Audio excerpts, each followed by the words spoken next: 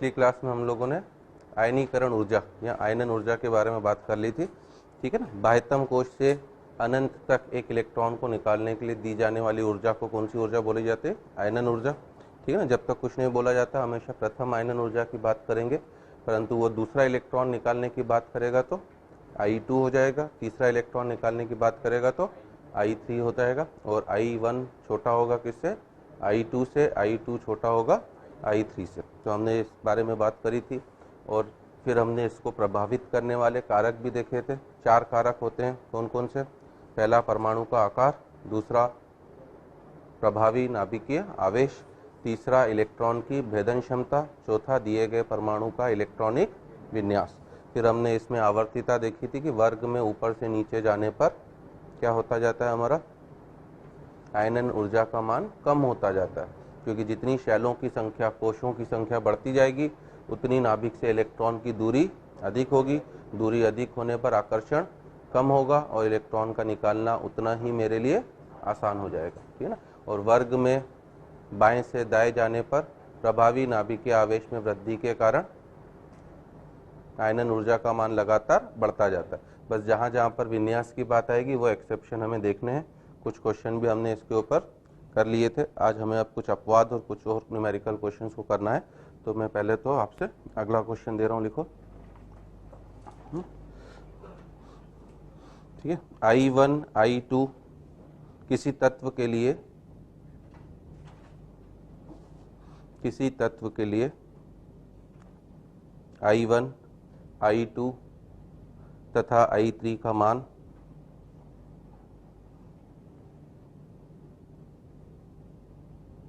450, 700 तथा 1600 kilo joule प्रति मोल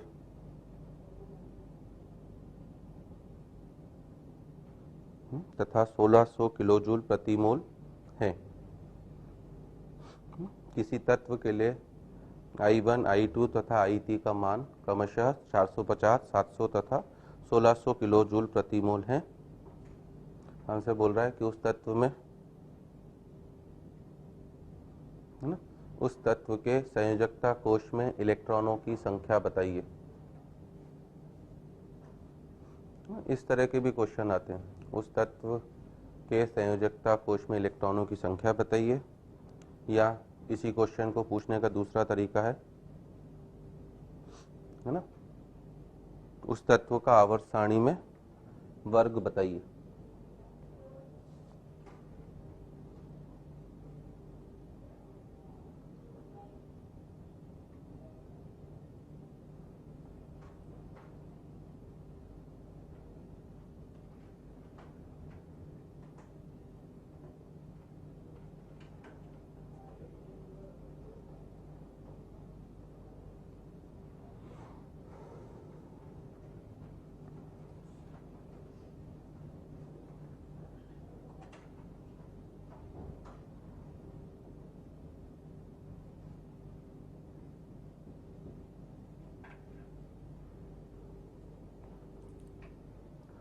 ठीक है, क्या बोला जा रहा है? देखो, I1 का मान कितना दिख रहा है मुझे? 450, ठीक है ना। I2 का मान मुझे कितना दिख रहा है? 700, ठीक है। और I3 का मान कितना दिख रहा है आपको? 1600। क्या यहाँ पे कोई ज्यादा जंप आ रहा है? नहीं, है ना। 450 से 700 तो एक नॉर्मल जंप है, क्योंकि मुझे पता है कि पहला इलेक्ट्रॉन किससे निकलता है? उदासीन परमाणु से, और दूसरा किससे निकलता है? धनायन से। तो डेफिनेटली दूसरा इलेक्ट्रॉन निकालने में थोड़ी तो ऊर्जा क्या होगी आपकी? ज्यादा लगेगी। परंतु अगर आप देखो तीसरा इलेक्ट्रॉन निकालने में क्या है, ये ज्यादा है कि खूब ज्यादा है? खूब ज्यादा है। 700 का डबल अगर मैं बोलूं तो भी कितना होगा? 1400, उससे भी काफी ज्यादा है। इसका मतलब क्या है, जहां पर भी एकदम से लार्ज जंप आता है, एकदम से तेजी से जंप आता है आई के मान में, इसका मतलब वहां पर संयोजकता कोश के इलेक्ट्रॉन या संयोजकता कोश ही क्या हो गया मेरा? बदल गया। आ रही मेरी बात समझ में? तो इसका मतलब इसके संयोजकता कोश में केवल कितने इलेक्ट्रॉन हो सकते हैं? 2 इलेक्ट्रॉन, क्योंकि तीसरे में जाके संयोजकता कोश इसका परिवर्तित हो रहा है। तो ये हमारा रूल होता है। जैसे ही जहां पर जंप आएगा, अगर मैं इसको जैसे 700 की जगह मान लो 1000 कर देता, और फिर चौथे में आपसे बोला कि चौथा 2200 हो गया, तो इसका मतलब जंप कहाँ पर दिख रहा है मुझे? चौथे में। तो संयोजकता कोश में कितने इलेक्ट्रॉन होंगे मेरे पास? 3 इलेक्ट्रॉन। आ रही मेरी बात समझ में? तो इसको बस हम लोग इसी तरह से लिखेंगे, आंसर जो इसका लिखना है लिख लो कि, है ना, चूंकि I3 का मान, बेटा ऐसे ही चला ना थोड़ी देर, चूंकि I3 का मान, ना, चूंकि I3 का मान I2 से काफी बड़ा है, चूंकि I3 का मान I2 से काफी बड़ा है, जो यह दर्शा रहा है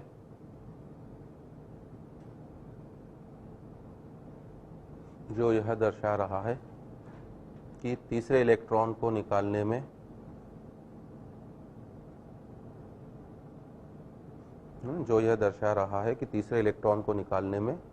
संयोजकता कोश परिवर्तित हो रहा है, जो यह दर्शा रहा है कि तीसरे इलेक्ट्रॉन को निकालने में संयोजकता कोश परिवर्तित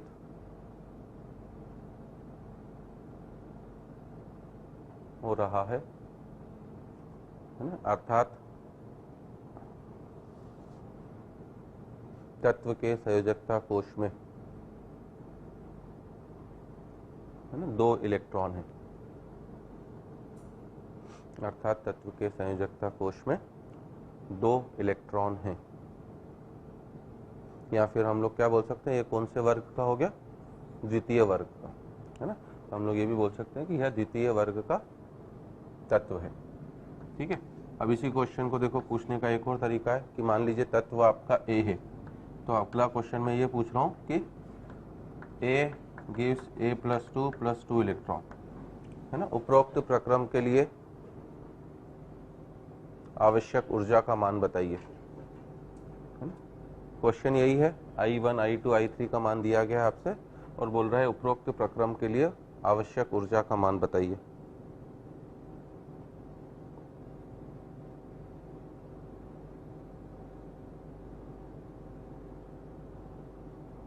ठीक है, क्या तात्पर्य हो गया इससे मेरा? उपरोक्त प्रक्रम के लिए आवश्यक ऊर्जा का मान बताइए। ए से आप सीधे किस में ले जा रहे हो उसे? A+2, है ना। पहला इलेक्ट्रॉन ए से जब आप A+ में जाओगे, प्लस इलेक्ट्रॉन, तब इसके लिए आवश्यक ऊर्जा कौन सी होगी आपकी? I1, जो कितना है? 450। ठीक है। और अगर आप A+ से फिर से A+2 में गए, 1 इलेक्ट्रॉन और निकाला आपने, तो इसके लिए मान क्या हो जाएगा मेरा? I2, जो किसके बराबर है? 700। और अभी मैंने आपसे क्या पूछा है कि नेट इसके लिए, तो अब इसके लिए बस क्या कर दो, आप दोनों को जोड़ दो। A+, तो क्या हो जाएगा आपका? कैंसल। ठीक है ना। तो जैसे ही मैं जोड़ता हूँ, कौन सी अभिक्रिया मिल गई मुझे? A gives A+2 electron. आ रही मेरी बात समझ में? तो इसलिए आवश्यक ऊर्जा का मान E कितना हो जाएगा मेरा? 450 + 700 मतलब 1150 किलो। है ना। ये ऊर्जा अवशोषित हो रही है कि उत्सर्जित हो रही है? अवशोषित, क्योंकि इलेक्ट्रॉन को निकालने के लिए हमेशा ऊष्मा क्या करनी पड़ेगी मुझे? देनी पड़ेगी। ठीक है ना। वो चाहता तो क्वेश्चन ये भी पूछ सकता था कि इस प्रक्रम में कितनी ऊष्मा मुक्त होगी।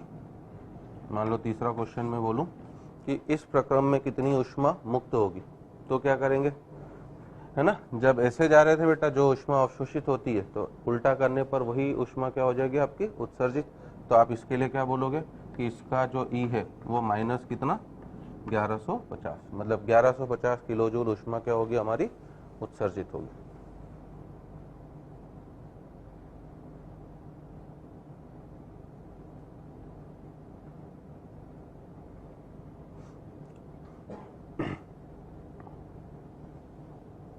ठीक है, आई मेरी बात समझ में सभी को?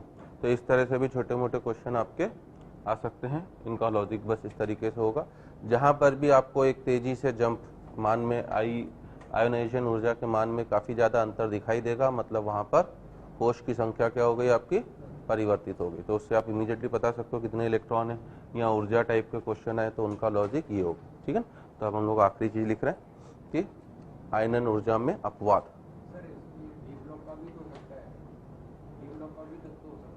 डी ब्लॉक का फिर प्रथम का मान इतना कम नहीं होता।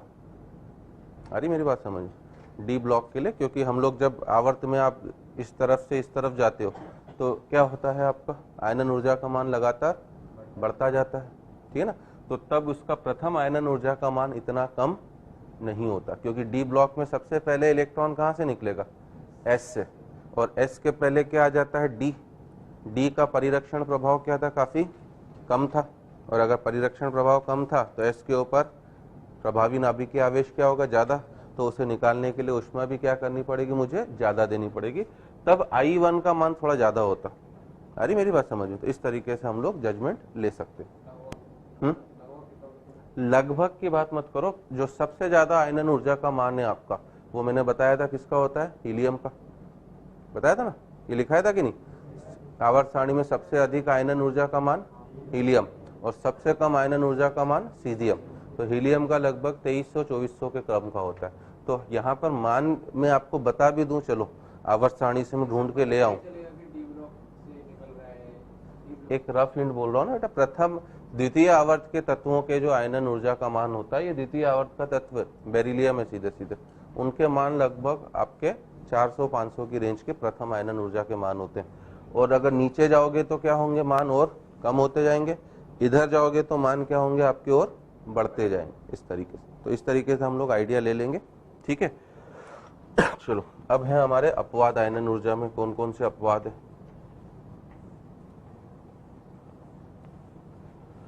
ठीक है ना। सबसे पहला अपवाद आपका आयनन ऊर्जा में आएगा बोरॉन फैमिली।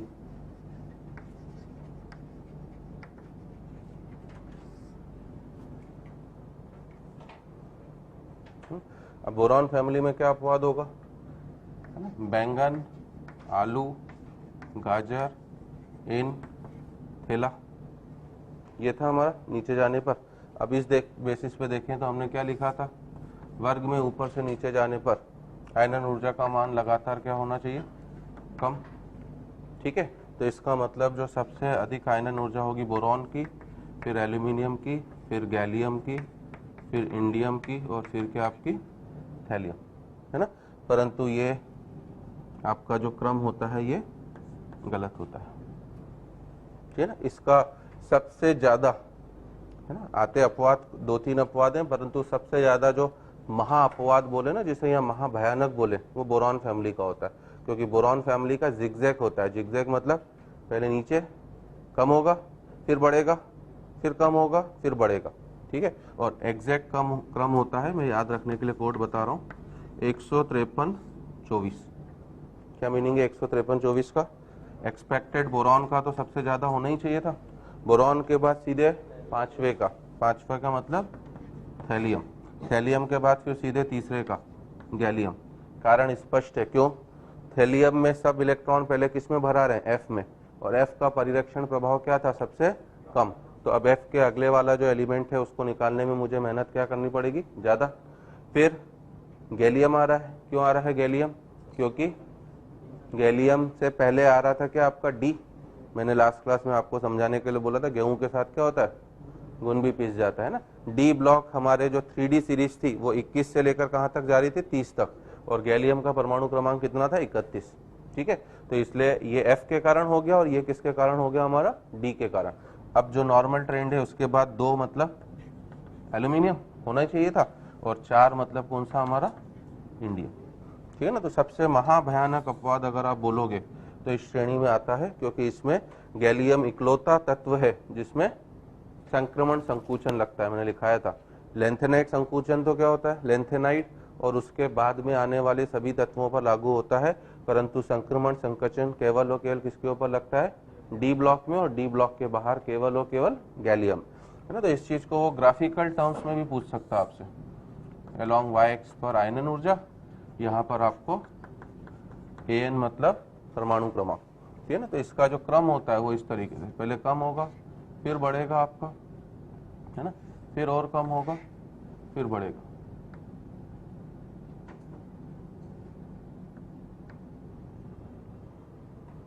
तो ग्राफिकल टर्म में पूछेगा तो क्वेश्चन और बढ़िया हो जाएगा। यहाँ पर बैठा हुआ है आपका बोरॉन, बोरॉन के बाद सीधे ये आ गया था कौन सा हमारा, है ना, सबसे कम, ये एल्यूमिनियम, एल्यूमिनियम के बाद आपका आ रहा था कौन, गैलियम, है ना। गैलियम के बाद आ रहा है कौन आपका,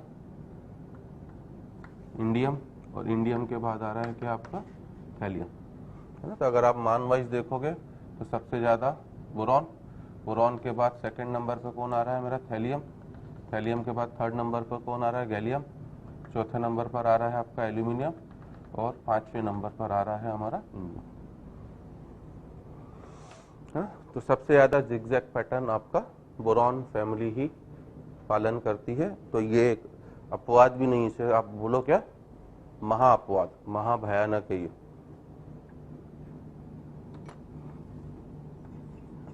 है ना। और सबसे ज़्यादा पूछा भी जाता है, तो बोरॉन फैमिली का सबसे ज़्यादा पूछा जाता है, ध्यान भी रखिएगा। इसके अलावा अगर हम लोग बात करें कार्बन फैमिली, है ना, तो कार्बन फैमिली में ज़्यादा कोई अपवाद नहीं है, जो नॉर्मल होना चाहिए था। क्या था कार्बन फैमिली, है ना, कहें शिव जी, सुनो पार्वती, ठीक है ना। आगे हमें हर ब्लॉक पढ़ना है, पता है ना आपको, एस ब्लॉक पूरा पढ़ना है, पी ब्लॉक, इसलिए हर ब्लॉक इस तरीके से याद होना चाहिए। तो ये कहें शिव जी सुनो पार्वती का नॉर्मल ट्रेंड क्या होना चाहिए, इस तरीके से, है ना। तो इसमें केवल एक अपवाद आता है आपका आखिरी में जाके, इन दोनों के मानों में परिवर्तन आ जाता है। कारण वही वापस क्या कि पीबी में क्या लेंथेनाइट संकुचन लग जाता है। तो करेक्ट ऑर्डर जो होना चाहिए, कार्बन, सिलिकॉन, जर्मेनियम, पीबी, और पीबी के बाद क्या हमारा एसएन। तो एक अपवाद बस आखिरी में जाकर आपको मिल रहा है ना। बाकी सामान्यतः ये पूछता नहीं है उतना ज़्यादा।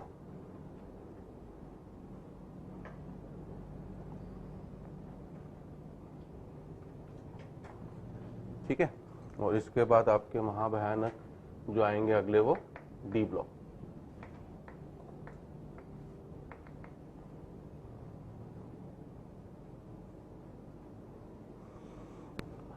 डी ब्लॉक में आपको सीधे सीधे ये ध्यान रखना है, तीन चीज़ें बता रहा हूँ। G3 ग्रुप 3 के लिए, फिर ग्रुप 4, 5, 6, 10, और फिर आपका 7, 8, 9, 11 और 12। इनको आपको इसी तरीके से याद रखना है, फ़ोन नंबर की तरह, जैसे मोबाइल के 10 नंबर हम लोग याद रख लेते ना, वैसे। G3 पहला ग्रुप है जिसमें लेंथेनाइट संकुचन ऑपरेट नहीं हुआ था। G3 में पहला तत्व कौन था मेरा, स्कैंडियम, स्कैंडियम के बाद इट्रियम Y, और Y के बाद क्या आपका G3 लिखा ना, तो ग्रुप ही होगा ना, स्कैंडियम, इट्रियम, और फिर क्या आपका लेंथेना। तब तक लेंथेनाइट श्रेणी हमारी चालू नहीं हुई थी। लेंथेनाइट तो कहाँ से चालू होती है, 58 नंबर से, तो 57 के बाद। तो इसलिए इसमें जो नॉर्मल क्रम होगा, वर्ग में ऊपर से नीचे जाने पर क्या होता है मेरा, आयनन ऊर्जा का मान कम होता जाता है। तो इसलिए इसमें नॉर्मल क्रम यही होगा, 3D का ज़्यादा किससे, 4D से, और 4D का ज़्यादा किससे, 5D, है ना। अब इन दोनों में आपका चालू हो गया है क्या, लेंथेनाइट संकुचन। इसके बाद वालों में लग गए हैं। 4D का क्रम होता है आपका, है ना, 3D less than 4D less than 5D, है ना। तो आप इसको फ़ोन नंबर की तरह याद रखना, 4, 5, 6, 1, 0, फिर आपका 3, 4, 5, और लास्ट वालों के लिए होता है 4D का कम होता है 3D से, 3D का कम हो जाता है 5D से।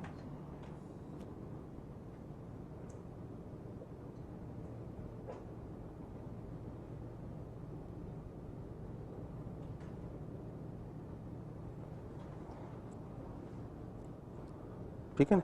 तो सामान्यतः जो पूछे जाते हैं क्वेश्चन में, वो बोरॉन फैमिली और डी ब्लॉक, तो ये दो जरूर याद रखना। ये बस लिखाने के लिए मैंने आपको लिखा दिया है। अब जैसे मैं इसको इन द फॉर्म ऑफ आपसे एक क्वेश्चन भी पूछ सकता हूँ कि निम्नलिखित को उनकी बढ़ती हुई आयनन ऊर्जा के क्रम में व्यवस्थित करो। एक छोटा सा हम लोग क्वेश्चन करते हैं, निम्नलिखित को उनकी बढ़ती हुई आयनन ऊर्जा के क्रम में व्यवस्थित करो। पहला सवाल जैसे मैं दे रहा हूँ आपको, Fe+2 Fe+3, है ना। दूसरा Mn+2 Mn+4 Mn+7 Mn+6, है ना। तीसरा दे रहा हूँ मैं आपको N-3 N-, N-2। चौथा दे रहा हूँ मैं आपको कॉपर, सिल्वर, गोल्ड, है ना। पांचवा दे रहा हूँ मैं स्कैंडियम, है ना, La, Y।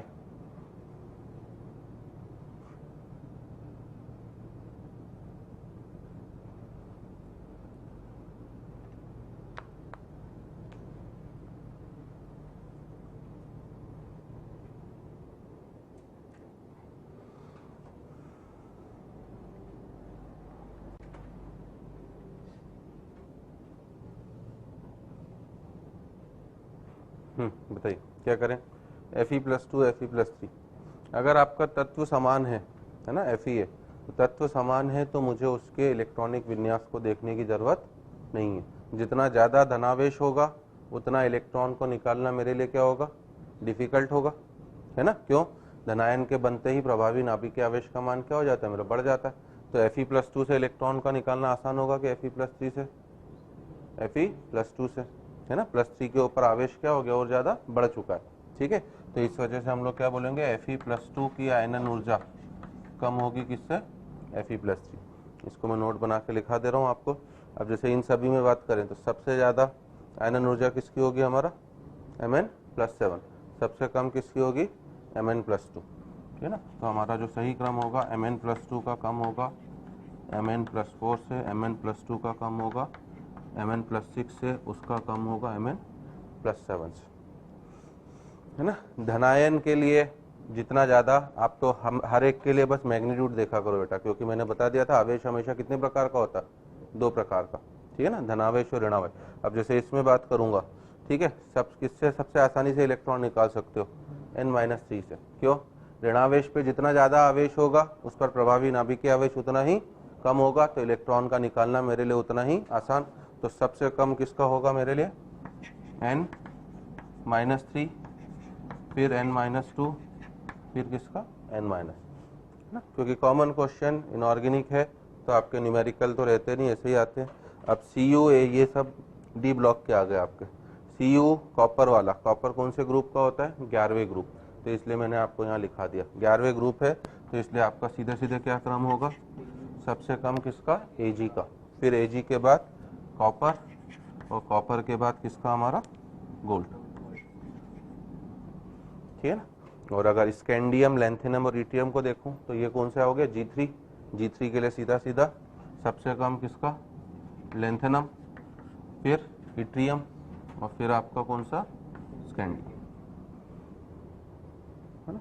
तो इसलिए नीचे नोट बना के इस चीज को लिख लेना कि किसी एक तत्व के लिए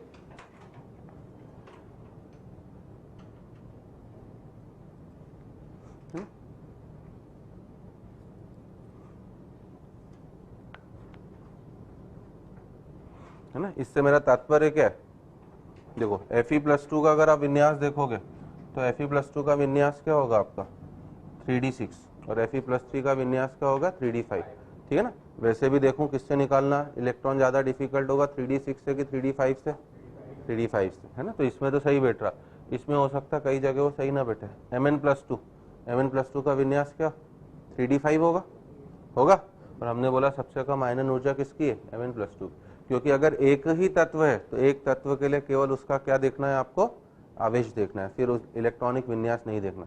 इलेक्ट्रॉनिक विन्यास देखा जाएगा अलग अलग तत्वों के लिए। ऑक्सीजन और नाइट्रोजन में पूछूं किसकी आयनन ऊर्जा का मान ज्यादा होगा, तब आप इलेक्ट्रॉनिक विन्यास को देखोगे कि ऑक्सीजन का विन्यास 1s2 2s2 और 2p4 है, जबकि नाइट्रोजन का विन्यास 1s2 2s2 और 2p3 है। तो ज्यादा इलेक्ट्रॉन निकालना डिफिकल्ट किससे होगा, 2p3 से, मतलब नाइट्रोजन की आयनन ऊर्जा का मान ऑक्सीजन की आयनन ऊर्जा के मान से ज्यादा होगा। तो इसी चीज को मैं नोट बना के लिखा रहा हूँ कि, है ना, किसी एक तत्व के लिए, है ना, केवल उसके आवेश को प्रभाव में लिया जाता है,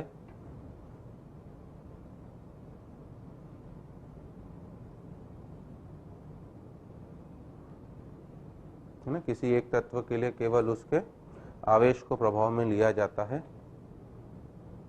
ना, तथा उसके इलेक्ट्रॉनिक विन्यास से कोई लेना देना नहीं होता है। किसी एक तत्व के लिए है ना, केवल उसके आवेश का प्रभाव लिया जाता है तथा इलेक्ट्रॉनिक विन्यास से कोई लेना देना नहीं होता है। ठीक है, और इसी में सेकंड पॉइंट और लिख लेना कि धनायन के लिए आवेश जितना अधिक होगा,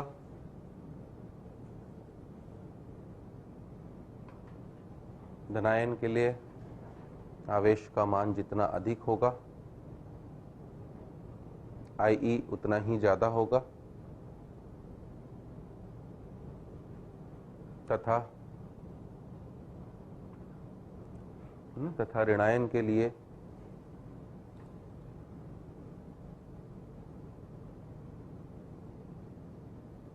तथा ऋणायन के लिए आवेश जितना अधिक होगा, I का मान उतना ही कम होगा।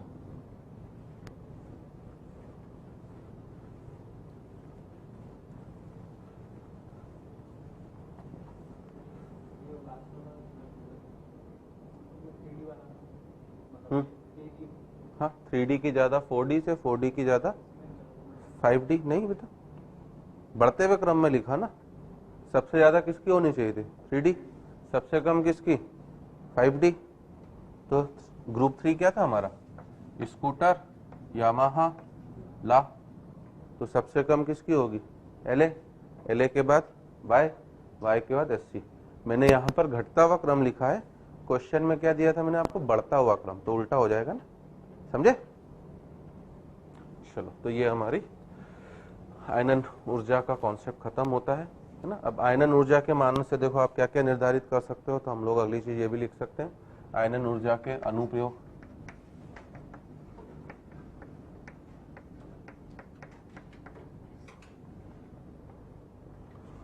ये छोटी छोटी चीजें हैं जो आगे इनऑर्गेनिक में हमारी काफी मदद करती हैं कि आयनन ऊर्जा से किस किस का आप निर्धारण कर सकते हो, है ना। पहला निर्धारण आप आयनन ऊर्जा से कर सकते हो क्षारीय लक्षण का, है ना। क्षारीय लक्षण बोलो या आप धात्विक गुण बोलो, है ना। क्षारीय लक्षण मतलब बेसिक कैरेक्टर, तो मैं इंग्लिश में BC लिख दे रहा हूँ। धात्विक गुण मतलब, है ना, मेटेलिक कैरेक्टर, या फिर ऑक्सीकरण की प्रवृत्ति, है ना, OT, ऑक्सीडेशन टेंडेंसी, है ना। अब मैं ये पूछूं आपसे, धात्विक गुण धातुओं में ज्यादा होता है, अधातुओं में ज्यादा होगा? डेफिनेटली धातुओं में ज्यादा होगा, ठीक है ना। ऑक्सीकरण की प्रवृत्ति धातुओं में ज्यादा होगी कि अधातुओं में होगी? धातुओं में। क्षारीय लक्षण किस में ज्यादा होता है, धातु में कि अधातु में? धातु में। धातु के यौगिक हमेशा क्षारीय प्रवृत्ति के होते हैं, जबकि अधातु के यौगिक अम्लीय प्रवृत्ति के होते हैं ना। तो इन तीनों के लिए आप जो भी पूछा जाए, ये सब के सब आयनन ऊर्जा के क्या होंगे? आपके व्युत्क्रमानुपाती, ठीक है ना। जिसकी आयनन ऊर्जा जितनी कम होगी उसमें क्षारीय लक्षण भी क्या होगा? उतना ही ज्यादा। उसमें धात्विक गुण भी क्या होगा? उतना ही ज्यादा। और उसके ऑक्सीकृत होने की प्रवृत्ति भी क्या होगी? उतनी ही ज्यादा होगी। इसको हम लोग इस तरीके से देख सकते हैं कि धातु जो होती हैं, हमें पता ही है कि धातु के आयनन ऊर्जा का मान क्या होता है? काफी कम होता है। और अगर धातुओं में आयनन ऊर्जा का मान कम है, तो मतलब उनके ऑक्सीकृत होने की प्रवृत्ति क्या होगी? ज्यादा।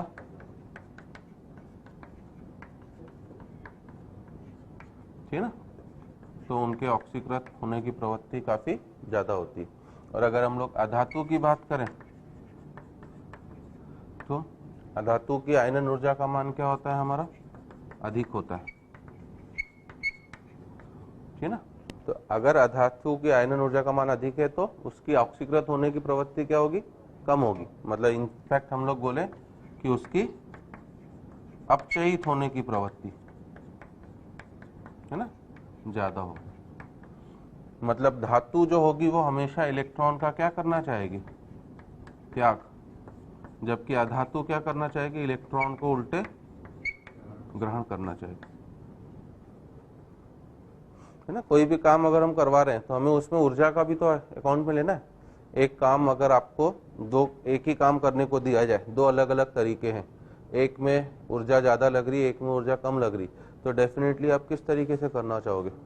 कम ऊर्जा वाले से। जैसे मेरे पास बैग है, ट्रॉली बैग है, स्टेशन में जा रहा हूँ, ट्रेन में कहीं मुझे जाना है, तो अगर मैं सीधे उठा के उसको ले चलूँ तो मेहनत क्या होगी, ज़्यादा। अब उसमें पहिए लगे हुए, अगर मैं खिसकाते हुए लेके चलूँ तो ऊर्जा क्या लगेगी, मुझे कम लगेगी। तो आप कौन से तरीके को पसंद करोगे, ट्रॉली से खसकाने वाला तरीका, है ना। तो वही चीज़ है, धातु अगर आसानी से इलेक्ट्रॉन का त्याग करना चाहती है तो हम इन्हें त्याग होने देते हैं, और इलेक्ट्रॉन उल्टे जो धातु त्याग करती है वो उल्टे अधातु क्या कर लेती है, आपका ग्रहण कर लेती है। आ रही मेरी बात समझ में। और इसी से इन दोनों के बीच में किस बंध का निर्माण होता है, हमारा आयनिक बंध, जो हमारा नेक्स्ट चैप्टर हम लोग केमिकल बॉन्डिंग पढ़ेंगे, ठीक है ना। तो आयनिक बंध बनता ही हमेशा किस किस के बीच में, धातु और अधातु, क्योंकि एक इलेक्ट्रॉन का त्याग करना चाह रहा है और एक उल्टे इलेक्ट्रॉन को ग्रहण करना चाह रहा, ठीक है ना। अब अगर मैं आपसे बोलूं कि लिथियम, सोडियम, पोटेशियम, रुबिडियम और सीजियम, इनको धात्विक गुण के बढ़ते हुए क्रम में व्यवस्थित करो, है ना, धात्विक गुण का बढ़ता क्रम व्यवस्थित करो, तो आप क्या बोलोगे, है ना। मैं सीधे सीधे क्या बोलूंगा भैया, लिथियम का धात्विक गुण कम होगा किससे, सोडियम से, सोडियम का कम पोटेशियम, पोटेशियम का कम रुबिडियम, रुबिडियम का कम किससे, सीजियम। ये अब हम चीज़ें एस ब्लॉक में जाके रटते हैं, तो हमें रटने की ज़रूरत है ना। मैं कोशिश यही करूंगा, थोड़ी बहुत चीज़ें तो याद रखनी, समझाने की ज़्यादा, कि आपको रटने की ज़रूरत कम पड़े। तो ये हम एस ब्लॉक में रटते हैं, और ये यहाँ पर हमारा आसानी से निकल आया, क्योंकि हमने रूल देख लिया, जिसकी आयनन ऊर्जा कम होगी उसका धात्विक लक्षण उतना ही क्या होगा, आपका ज़्यादा, ठीक है। अब अगर मैं आपको ऐसे ही क्वेश्चन दे दूँ, है ना, सोडियम दे दूँ, मैग्नीशियम दे दूँ, कॉपर दे दूँ, मान लीजिए 3 मैंने आपको दे दिए हैं। अब मैं इनको बोल रहा हूँ कि इनको क्षारीय लक्षण के आधार पर व्यवस्थित करो,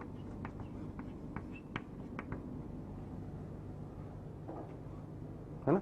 तो अब क्षारीय लक्षण को अगर मैं देखूं, सबसे कम आयनन ऊर्जा किसकी होगी इन तीनों में, सोडियम, क्योंकि आवर्त में बाएं से दाएं जाने पर तो आयनन ऊर्जा का मान क्या होता है, हमारा कम, है ना। और मुझे पता ही है कि एस ब्लॉक की आयनन ऊर्जा सबसे कम होती, ये दोनों एस ब्लॉक के हैं, और ये कौन से, डी ब्लॉक, जो आपने अभी क्वेश्चन पूछा था सर, है ना, I1, मुझे कैसे पता पड़ा। एस ब्लॉक के तत्वों की आयनन ऊर्जा का मान हमेशा डी ब्लॉक के तत्वों से तो कम होगा ही होगा, और इसमें सबसे कम आयनन ऊर्जा का मान किसके लिए, मेरा सोडियम।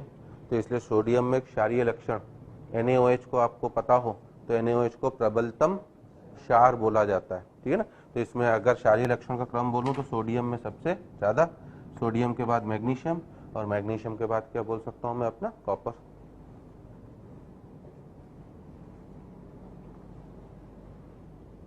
ठीक है ना। तो एक हम अच्छा अनुप्रयोग ये समझ सकते हैं इसका, है? दूसरा अनुप्रयोग हम लोग बोल सकते हैं ऑक्साइडों का क्षारीय गुण। अगर आपको किसी भी ऑक्साइड का, है ना, बेसिक नेचर देखना हो, तो किसी भी ऑक्साइड का जो बेसिक नेचर होगा वो उस तत्व की आयनन ऊर्जा के क्या होगा, हमारा व्युत्क्रमानुपाती, क्योंकि आवर्त सारणी के या इनऑर्गेनिक के क्वेश्चन खूब अधिक इंपॉर्टेंट होते हैं। इनमें से इनको बढ़ते हुए अम्लीय क्रम में या क्षारीय क्रम में व्यवस्थित करो, तो क्षारीय लक्षण हमेशा आयनन ऊर्जा के क्या होगा, व्युत्क्रमानुपाती। या इनडायरेक्टली मैं बोल सकता हूँ कि अम्लीय लक्षण जो होगा वो क्या हो जाएगा, है ना, आयनन ऊर्जा के समानुपाती। तो अगर मुझे खूब सारे ऑक्साइड दिए जाए, जब मैं पीरियोडिक टेबल में लेफ्ट टू राइट जाता हूँ, तो लेफ्ट टू राइट जाने पर आयनन ऊर्जा का मान बढ़ता है कि कम होता है, बढ़ता है। तो अगर आयनन ऊर्जा का मान बढ़ रहा है, इसका मतलब ऑक्साइडों की क्षारीय प्रकृति क्या होती जाएगी, कम होती जाएगी, और उल्टे उनकी कौन सी प्रकृति बढ़ती जाएगी, अम्लीय प्रवृत्ति बढ़ती जाएगी, ठीक है ना।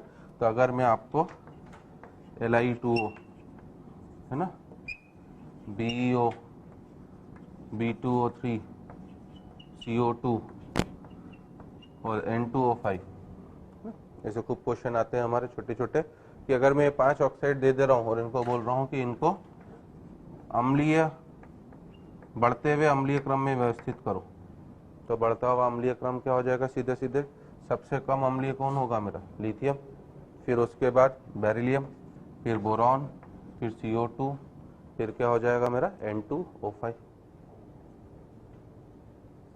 हम्म,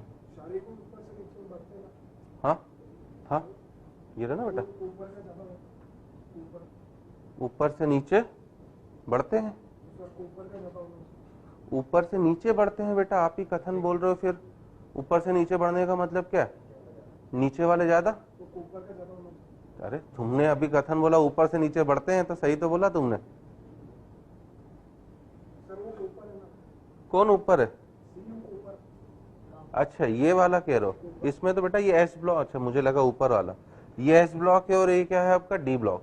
एस ब्लॉक का क्षारीय लक्षण डी ब्लॉक के सभी तत्वों से हमेशा क्या होगा आपका?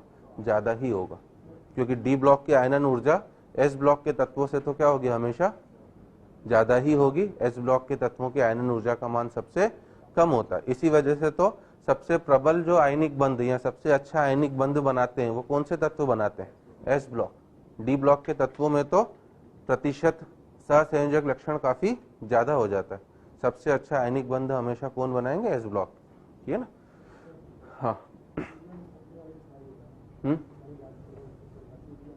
हाँ हाँ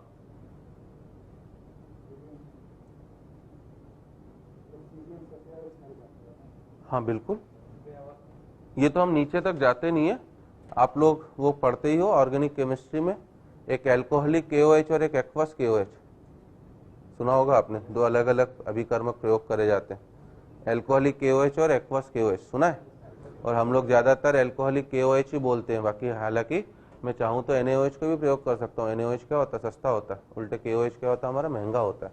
तो ये तो अलग बात है कि चलता है हमारा, तो जैसे चल रहा है वैसे चलने देते हैं। नहीं तो जब प्रयोगशाला में प्रयोग करे जाते हैं तो मुझे कॉस्ट को भी तो देखना पड़ेगा। जो सस्ती चीज होगी कायदे से क्या करना चाहिए? मुझे उसे लेना चाहिए।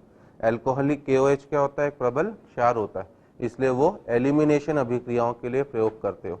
और एक्वस KOH सब्स्टिट्यूशन, प्रतिस्थापन अभिक्रियाओं के लिए। और एक में क्या करते हो आप? एलिमिनेट करते हो, है ना। तो ये दो चीजें हम लोग वहां पर भी यूज करते हैं कॉन्सेप्ट हमारे, ठीक है। चलो, तो अब हम लोग हमारे नए गुण पर आते हैं। देखिए, इलेक्ट्रॉन बंधुता।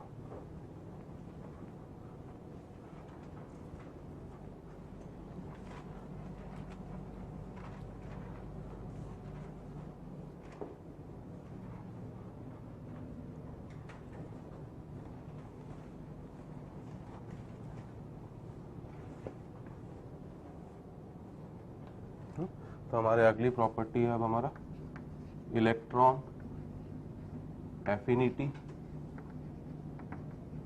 जिसे हम लोग इलेक्ट्रॉन बंधुता, मतलब EA शॉर्टकट में। और आजकल NCERT बुक वगैरह में देखोगे तो EA ना यूज कर होके electron gain enthalpy word use हो जाता है, ठीक है ना। मतलब इलेक्ट्रॉन ग्रहण एंथैल्पी।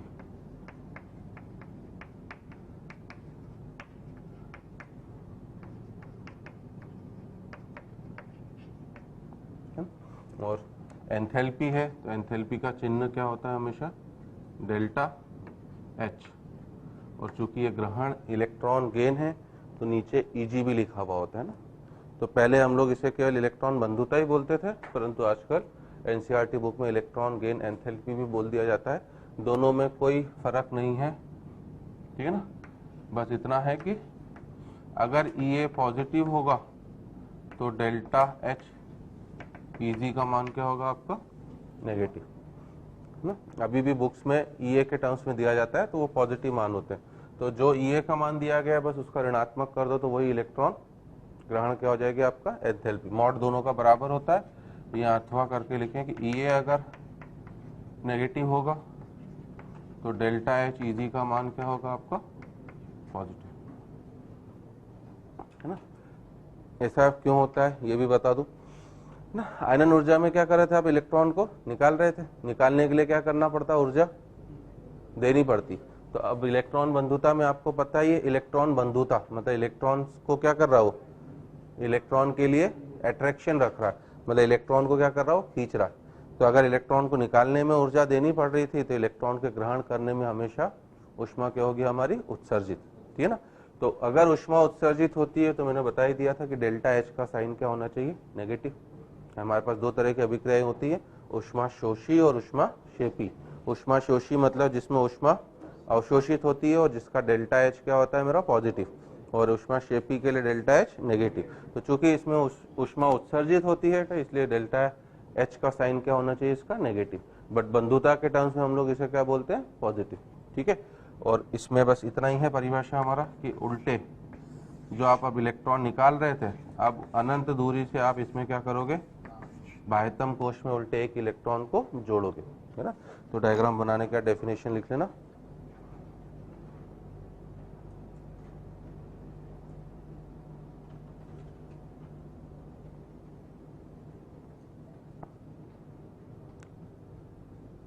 किसी पदार्थ के बाह्यतम कोश में एक इलेक्ट्रॉन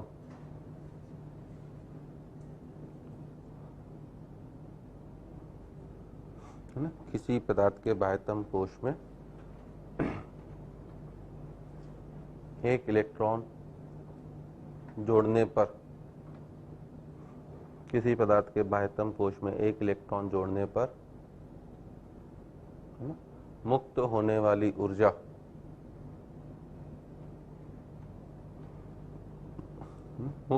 वाली ऊर्जा इलेक्ट्रॉन बंधुता कहलाती है। मुक्त होने वाली ऊर्जा इलेक्ट्रॉन बंधुता कहलाती है तथा इस प्रक्रम में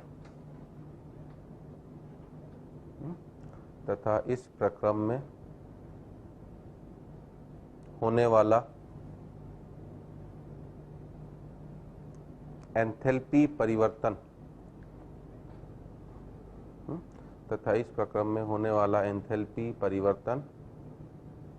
इलेक्ट्रॉन ग्रहण एंथैल्पी कहलाता है।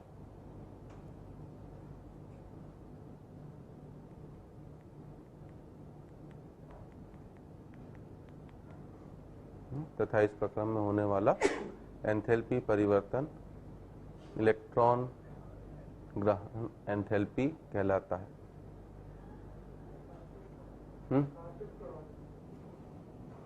ठीक है, क्या हाँ हो सकता है ना, नेगेटिव इसलिए हो सकता है ना, देखो कि अगर आसानी से इलेक्ट्रॉन ग्रहण कर लेगा तो क्या होगा, पॉजिटिव, और अगर इलेक्ट्रॉन ग्रहण नहीं करना चाहेगा तो नेगेटिव हो जाएगा। जैसे नोबल गैसेस, क्या नोबल गैसेस में एक्स्ट्रा इलेक्ट्रॉन जोड़ना संभव है, नहीं है, है ना। तो इसलिए हम लोग जीरो बोलते हैं नॉर्मली तो, परंतु नेगेटिव भी होता है। कहाँ कहाँ पर आप इनमें भी अपवाद की जब बात करोगे या एक्सेप्शनल ट्रेंड्स की बात करोगे, तीन जगह आएगा। एक तो एल्कलाइन अर्थ मेटल, क्योंकि उनका NH2 है, तो NH2 है तो अगला इलेक्ट्रॉन किस में जाएगा, NP1। NH2 ज्यादा स्थायी है कि NH2 NP1 ज्यादा स्थायी है, NH2 ज्यादा स्थायी है। फिर 15वें ब्लॉक के तत्वों में, 15वें ग्रुप के, उनका NH2 क्या है, NP3। एक इलेक्ट्रॉन आने के बाद उल्टा क्या हो जाएगा, NH2 NP4। ज्यादा स्थायी कौन सा है, NH2 NP3। तो कोई स्थायी चीज अपने विन्यास को तो ना तोड़ना चाहेगी, तो उनमें इलेक्ट्रॉन में लेने में क्या होगी, आपकी दिक्कत होगी, और दिक्कत होगी तो उनके ये का मान क्या होगा, काफी कम, जिसे जीरो भी बोला जाता है। और इनफैक्ट नोबल गैसेस के लिए तो नेगेटिव में भी पहुंच जाता है, क्योंकि उनमें तो आप जबरदस्ती इलेक्ट्रॉन को जोड़ रहे हो और फोर्सफुली जोड़ रहे हो। और कोई काम जबरदस्ती कराना होगा, खाना, जैसे अगर मैं खाना चाहूँ, भूख लगी हो तो क्या होगा, खूब मजे से चाव ले लेके खाऊंगा। और अगर आपने जेल वेल में कैदियों को देखा हो, जबरदस्ती खाना खिलाना हो तो उल्टे क्या करनी पड़ती, ऊर्जा देनी पड़ती। दोनों हाथ पकड़ लिए, मुंह खोल रहे हैं, तो ये ऊर्जा ही तो देनी पड़ रही है हमें, समझ रहे हो। तो कोई काम जबरदस्ती कराओगे तो उसमें उल्टा ऊर्जा देनी पड़ेगी, और दोगे तो ये का मान तुरंत क्या हो जाएगा, आपका नेगेटिव हो जाएगा। इसलिए हम लोग शून्य या ऋणात्मक भी बोलते हैं, और ज्यादातर अच्छा तरीका ये होता है कि शून्य बोल दो। शून्य का मतलब वो इलेक्ट्रॉन को लेना ही नहीं चाह रहा है, ठीक है। तो इस तरीके से हम लोग बोलेंगे। तो अब हमारा अगर इसको रिएक्शन वाइज लिखें, है ना, विलगित गैसीय परमाणु का होना यहाँ पर भी जरूरी है। एक गैस अगर एक इलेक्ट्रॉन को ग्रहण कर ले रहा है तो ये किस में बदल जाएगा मेरा, A- गैस। तो आयनन ऊर्जा में आपके धनायन का निर्माण हो रहा था, जबकि यहाँ पर अगर शुरू में परमाणु होगा तो हमेशा किसका निर्माण होगा, मेरा ऋणायन का। इस प्रक्रम के लिए जो भी आपका ऊष्मा का परिवर्तन होगा तो उसको हम लोग इलेक्ट्रॉन क्या बोलेंगे, बंधुता।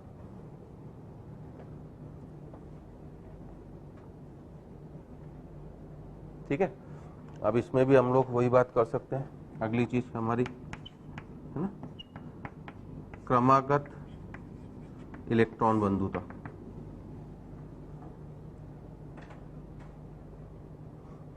है ना, क्रमागत इलेक्ट्रॉन बंधुता का मतलब क्या है? ए में आपने पहला इलेक्ट्रॉन जोड़ा तो क्या बना आपका ए माइनस, ठीक है, इसे आप क्या बोलोगे E1।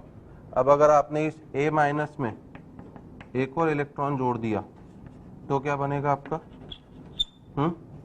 ए माइनस 2, तब ये क्या कहलाएगा हमारा E2, है ना। क्या दूसरा इलेक्ट्रॉन जोड़ना संभव है?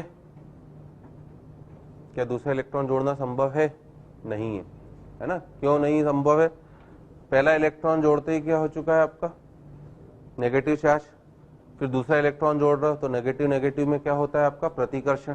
तो दूसरे इलेक्ट्रॉन को जोड़ने में अगर पहले में आपकी ऊष्मा उत्सर्जित हो रही है तो दूसरे में ऊष्मा हमेशा क्या होगी अवशोषित। हमेशा पहले में तो दोनों पॉसिबिलिटी है बेटा, ऊष्मा उत्सर्जित भी हो सकती है और अवशोषित भी, बट E2 किसी भी तत्व के लिए हमेशा ऋणात्मक ही होगा, मतलब उल्टे ऊष्मा मुक्त न होके क्या होगी अवशोषित, क्योंकि अब आपको ऋणायन ऋणायन के प्रतिकर्षण को कम करते हुए इलेक्ट्रॉन को क्या करना पड़ेगा काफी पास लाना पड़ेगा। तो जब भी क्रमागत होता है, जैसे ऑक्साइड, मुझे पता ही ऑक्साइड आयन क्या होता है O-2 होता है। अब O-2 डायरेक्ट थोड़ा बनेगा, पहले तो O से किसका निर्माण होगा O-, फिर O- एक और इलेक्ट्रॉन को ग्रहण करके किसमें परिवर्तित होगा O-2, ठीक है। पहला वाला E1 को हम लोग बोल सकते हैं कि ये सामान्यतः धनात्मक होता है ना। सामान्यतः क्यों लिख रहा हूं मैं? क्योंकि कुछ कुछ के लिए ये ऋणात्मक या शून्य भी हो सकता है, परंतु E2 इज ऑलवेज नेगेटिव, हमेशा, कोई अपवाद नहीं है।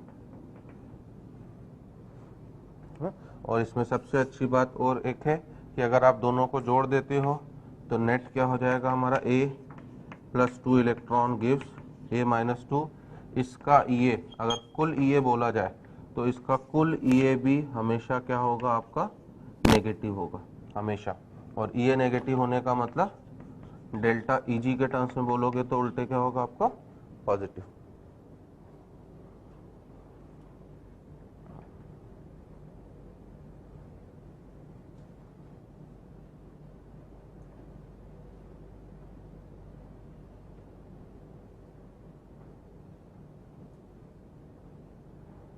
है, जैसे इसको भी मैं क्वेश्चन के फॉर्म में दे रहा हूं।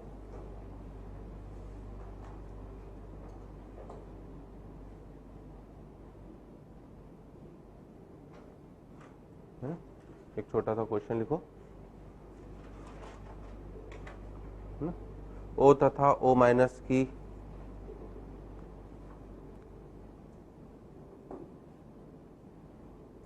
O तथा O- की EA क्रमशः 140 तथा -740,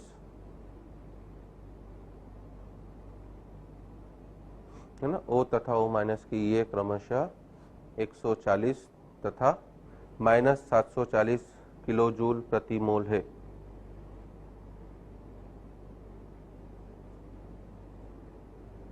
ठीक है, तो आपसे कह रहा है कि विलगित ऑक्सीजन गैसीय परमाणु से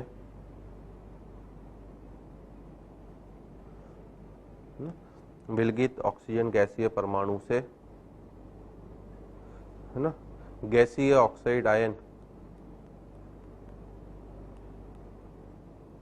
के निर्माण में, विलगित ऑक्सीजन गैसीय परमाणु से ऑक्साइड आयन के निर्माण में होने वाला ऊर्जा परिवर्तन बताइए।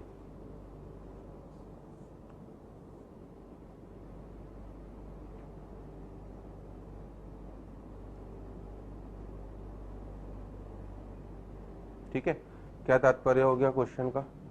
उसने O से पहले आपको O की इलेक्ट्रॉन बंधुता दी गई है, मतलब आप पहले एक इलेक्ट्रॉन किस में जोड़ोगे O में, तो O में एक इलेक्ट्रॉन जुड़ा तो किसका निर्माण होगा मेरा O-। इसकी मैंने इलेक्ट्रॉन बंधुता आपको कितनी दे दी है 140, और अगर ये 140 है तो डेल्टा Heg के टर्म्स में बात करोगे अगर तो कितना हो जाएगा बेटा आपका -140, ठीक है। अब मैंने बोला है कि O माइनस फिर से एक इलेक्ट्रॉन को ग्रहण कर रहा है, तो ये क्या बना रहा है, O माइनस। तो मैंने अभी लिख दिया कि Ea2 हमेशा ही क्या होगा आपका, नेगेटिव, हमेशा, कोई एक्सेप्शन नहीं है इसमें। तो इसके Ea का मान जो हो जाएगा मेरा वो कितना, -740। ठीक है, तो अगर आप डेल्टा एच Eg के टर्म्स में बात करोगे तो इट इज +740। ठीक है, हमने बोला है कि O से ऑक्साइड आयन के निर्माण में होने वाला ऊर्जा परिवर्तन बताओ, तो आपको केवल दोनों को उठा के क्या कर देना है, जोड़ देना है। जैसे ही आप जोड़ोगे, है ना, वो गैस, इलेक्ट्रॉन इलेक्ट्रॉन जुड़ गए, कितने इलेक्ट्रॉन हो गए मेरे, 2 इलेक्ट्रॉन। O माइनस तो क्या हो गया मेरा, कैंसल, किसका निर्माण हो गया, ऑक्साइड आयन का।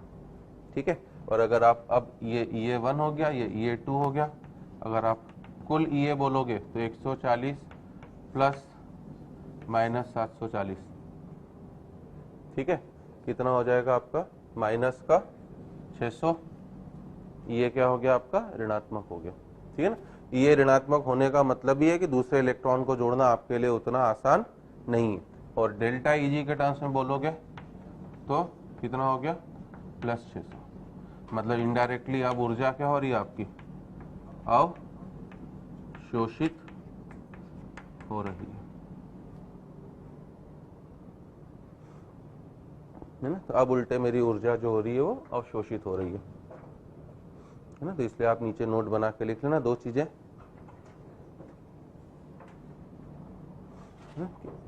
किसी परमाणु में एक इलेक्ट्रॉन जोड़ने के बाद, किसी परमाणु में एक इलेक्ट्रॉन जोड़ने के बाद ऋणायन बनता है,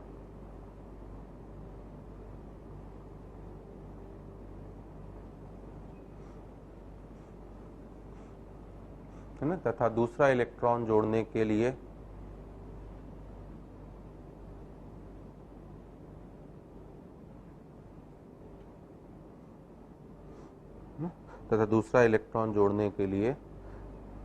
ऋणायन तथा इलेक्ट्रॉन के प्रतिकर्षण को तथा दूसरा इलेक्ट्रॉन जोड़ने के लिए ऋणायन तथा इलेक्ट्रॉन के प्रतिकर्षण को कम करने के लिए ऊष्मा देनी पड़ती है,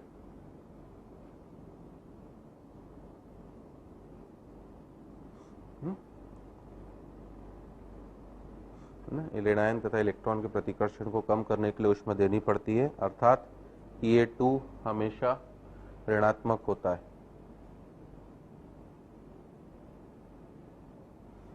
अर्थात Ea2 हमेशा ऋणात्मक होता है। पहला पॉइंट ये ध्यान रखना, हमेशा कोई भी इसमें अपवाद नहीं है ना। दूसरा पॉइंट कि अगर आप एक साथ एक से ज्यादा इलेक्ट्रॉन जोड़ दे रहे हो तो उस प्रक्रम का Ea भी हमेशा क्या होगा आपका, ऋणात्मक ही होगा। तो सेकंड नोट ये भी लिख लेना कि यदि एक से अधिक इलेक्ट्रॉन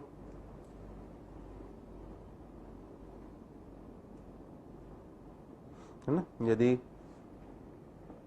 एक से अधिक इलेक्ट्रॉन किसी तत्व के बाह्यतम कोश में जोड़े जाते हैं,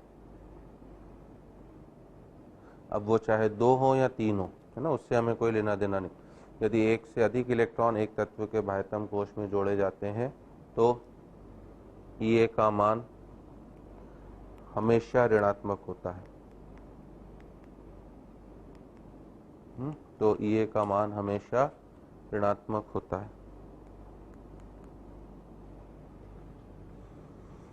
ठीक है, तो हमसे इस तरह का क्वेश्चन पूछ सकता है कि N gas +3 electron gives N-3 gas, इसके डेल्टा H का साइन पॉजिटिव होगा कि नेगेटिव होगा, पॉजिटिव, मतलब ऊष्मा क्या होगी, उल्टे अवशोषित होगी। ठीक है ना। S sulphur gas +2 electron gives you S-2, इसके लिए पूछे कि डेल्टा H का मान क्या होगा, तो हम लोग सीधे सीधे क्या बोलेंगे कि डेल्टा H का मान भी क्या होगा मेरा, पॉजिटिव।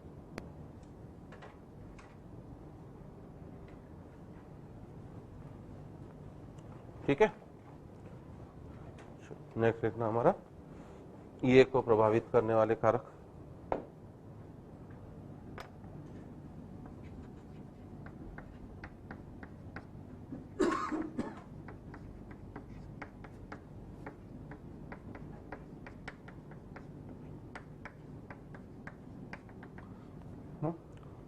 कौन कौन से कारक लगते हैं हमें ये को प्रभावित करेंगे, है ना। सबसे पहला कारक तो वापस साइज, मतलब परमाणु का आकार।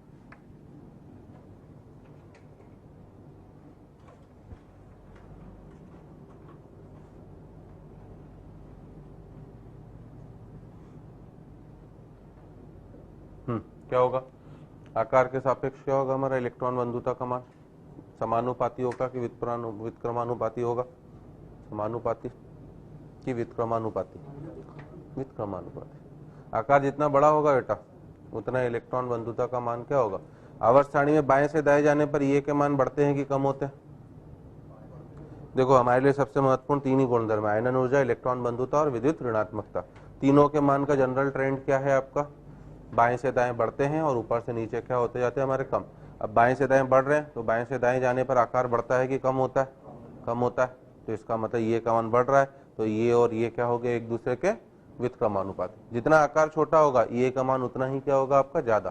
क्यों, आकार छोटा होने पर जो इलेक्ट्रॉन जुड़ेगा वो नाभिक के क्या होगा उतने ही पास होगा, और नाभिक के पास होगा तो उसके ऊपर आकर्षण भी ज्यादा होगा, और आकर्षण ज्यादा होगा तो वो इलेक्ट्रॉन उतना ही ज्यादा क्या होगा स्थायी, ठीक है ना। धनावेश और ऋणावेश हो गया, नाभिक के ऊपर धनावेश है, इलेक्ट्रॉन के ऊपर कौन सा आवेश है मेरा ऋणावेश। जितना पास होगा F बराबर फिजिक्स से सोचा करो हमेशा Q1 Q2 बटे R स्क्वायर। R जितना कम हो जाएगा आकर्षण बल उतना ही क्या होगा ज्यादा, और जितना इलेक्ट्रॉन पर आकर्षण होगा वो उतना ही अधिक क्या होगा हमारा स्थायी होगा, है ना। तो हम लोग सीधे सीधे क्या बोलेंगे कि ये जो होगा मेरा वो इनवर्सली प्रोपोर्शनल टू किसके हो जाएगा, साइज के। परमाणु का आकार जितना बड़ा होगा इलेक्ट्रॉन बंधुता का मान उतना ही क्या होता जाएगा हमारा कम, ठीक है। दूसरा वापस हमारा प्रभावी नाभिकीय आवेश, है ना। तो मैंने लास्ट क्लास में बोल दिया था कि इन फैक्टर्स को मैंने डिटेल में लिखा दिया है। अब मैं यहाँ पर केवल शॉर्टकट में लिखूंगा जेड इफेक्टिव। जेड इफेक्टिव जितना ज्यादा होगा इलेक्ट्रॉन का जुड़ना उतना ही क्या होगा आसान। प्रभावी नाभिकीय आवेश ज्यादा है तो इलेक्ट्रॉन अगर जुड़ जाएगा तो उसके ऊपर फिर से आकर्षण क्या होगा मेरा काफी ज्यादा, ठीक है। तो इसलिए हम लोग इसमें क्या बोलेंगे, ये इज डायरेक्टली प्रोपोर्शनल टू किसके, जेड इफेक्टिव, है ना। और तीसरा वापस आपका इलेक्ट्रॉनिक विन्यास। दो फैक्टर तो आयनन ऊर्जा से बिल्कुल मिलते जुलते हैं, तीसरा अपोजिट है। आयनन ऊर्जा में बोल रहा चाह रहा था कि, है ना, अर्धपूरित पूर्ण पूरित से इलेक्ट्रॉन को निकालना क्या होता मुश्किल। यहाँ पर बोला जाएगा कि अर्धपूरित और पूर्ण पूरित में इलेक्ट्रॉन को उल्टे जोड़ना भी क्या होगा मुश्किल, क्योंकि जोड़ने के बाद उल्टे क्या होगा उनका स्थायी विन्यास खो जाएगा, ठीक है। तो इसमें हम लोग यही लिखेंगे कि अर्धपूरित व पूर्ण पूरित कक्षकों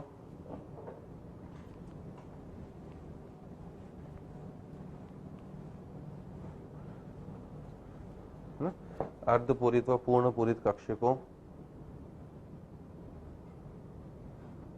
का स्थायित्व काफी अधिक होता है।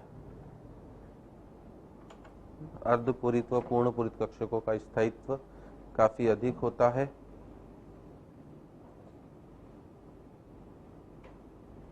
तथा अतिरिक्त इलेक्ट्रॉन जोड़ने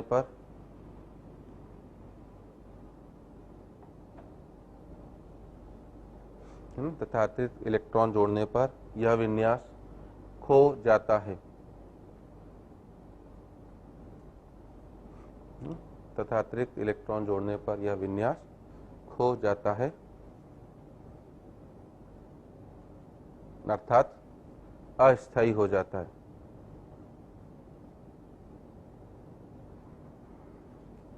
है ना? इसलिए इन तत्वों के E का मान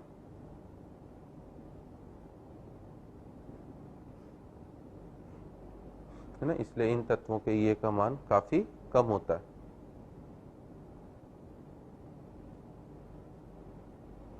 ब्रैकेट में आप लिख सकते हो शून्य या ऋणात्मक।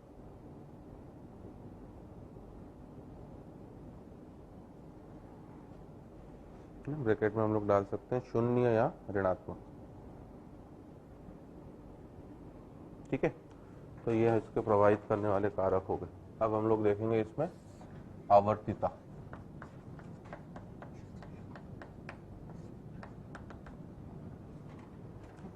आवर्तिता में हमें बस दो ही चीज़ें देखनी होती हैं। पहला, आवर्त में मतलब पीरियड में, अगर मैं पीरियड में लेफ़्ट टू राइट जाता हूँ तो लेफ़्ट टू राइट जाने पर क्या होता है, z इफेक्टिव का मान क्या होगा, बढ़ेगा। साइज क्या होती है हमारी, कम होती है, ठीक है ना। इस वजह से ये का मान क्या होगा मेरा, बढ़ेगा। तो हम लोग आवर्त के लिए बोलेंगे कि ये का मान लगातार बढ़ते जाता है। और अगर हम लोग ग्रुप या वर्ग की बात करेंगे तो वर्ग में जब आप टॉप टू बॉटम जाते हो तो z इफेक्टिव लगभग कांस्टेंट रहता है। इतनी इंग्लिश तो चलेगी ना थोड़ी बहुत, है ना। z इफेक्टिव कांस्टेंट है आपका, साइज उल्टे क्या होती जा रही है, बढ़ती जा रही है, इसलिए ये का मान क्या होता जाएगा हमारा, कम होता जाएगा।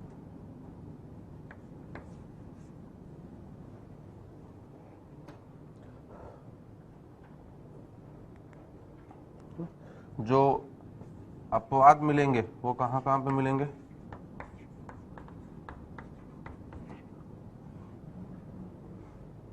है ना। सामान्यतः ये का मान धनात्मक होता है, ये 1 का मैंने बता ही दिया आपको, परंतु जो शून्य या ऋणात्मक या काफी कम मान मिलेंगे वो G2 वालों का विन्यास क्या है हमारा, NH2, G12 वालों का N-1 D10 और NH2, है ना। तो G2 का विन्यास है आपका NH2, G12 का विन्यास है आपका N-1 D10 और NH2, G15 का विन्यास क्या है मेरा, है NH2 और NP3, और G18 का विन्यास क्या है मेरा, NH2 NP6। ये सब किस तरह के विन्यास है हमारे, स्थायी विन्यास। तो क्या ये इलेक्ट्रॉन को आसानी से लेना चाहेंगे, नहीं, है ना। तो नीचे लिख लेना ये विन्यास लिख के कि इन तत्वों के ये के मान काफी कम धनात्मक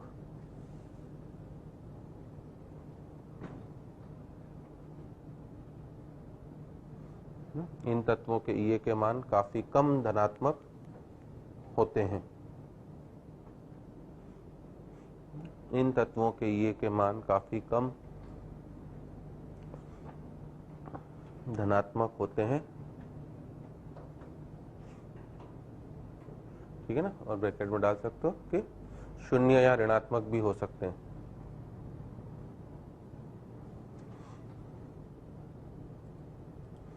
ब्रैकेट में हम लोग डाल सकते हैं कि शून्य या ऋणात्मक भी हो सकते हैं,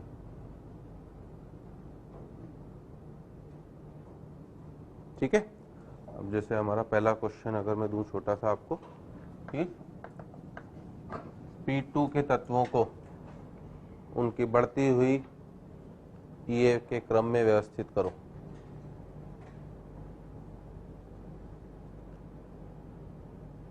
P2 के तत्वों को उनके बढ़ते हुए ये के क्रम में व्यवस्थित करो।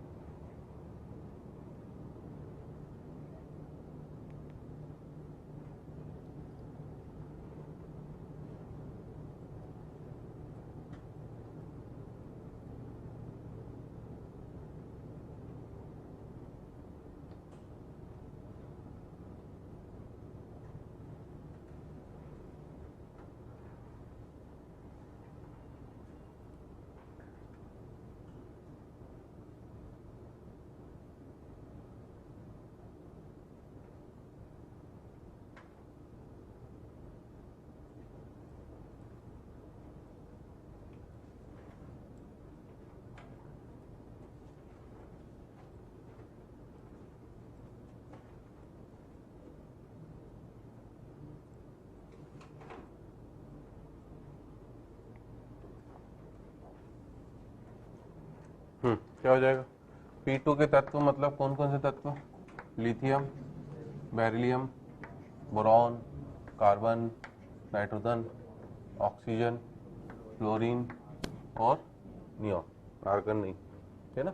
तो अब ये 1s2 2s1, ये 1s2 और क्या 2s2, ये 1s2 2s2 2p1, है ना। आगे वालों को अब मैं ऐसे लिख रहा हूँ, ये 2p2 2p3 2p4 2p5 और 2p6। सही लिखा है ना। कायदे से तो हमने क्या बोला, आवर्त में जब इधर जाओगे तो क्या होता जाएगा, बढ़ते जाएगा। परंतु अपवाद कहाँ कहाँ पर मिलेंगे मुझे? B G2 हो गया, है ना। तो ये G2 वाला, फिर G15 और फिर आपका G18। तो सबसे कम किसकी होगी इसमें? नियॉन, है ना। क्यों? इनफैक्ट नोबल गैसों के लिए तो ये का मान ऋणात्मक होता है, क्योंकि वो इलेक्ट्रॉन को कभी भी ग्रहण करना चाहते ही नहीं। नोबल गैस न इलेक्ट्रॉन देना चाहती है, न ही इलेक्ट्रॉन लेना चाहती, तभी तो वो बंध बनाने की प्रक्रिया में कभी भी भाग ही नहीं लेते। नहीं तो उनके भी काफी सारे यौगिक मिलते। अपवाद के तौर पर हमें नोबल गैसों में केवल किसके यौगिक मिलते हैं? जिनॉन के, बाकी किसी का नहीं, है ना। उसका कारण हम लोग जब नोबल गैस पढ़ेंगे तभी समझेंगे।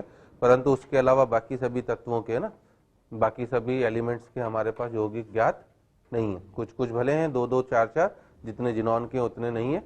तो सबसे कम अस्थायी अगर बोला जाए तो नियॉन एक इलेक्ट्रॉन लेने के बाद क्या बनाएगा हमारा? Ne-, है ना, माइनस चार्ज आएगा।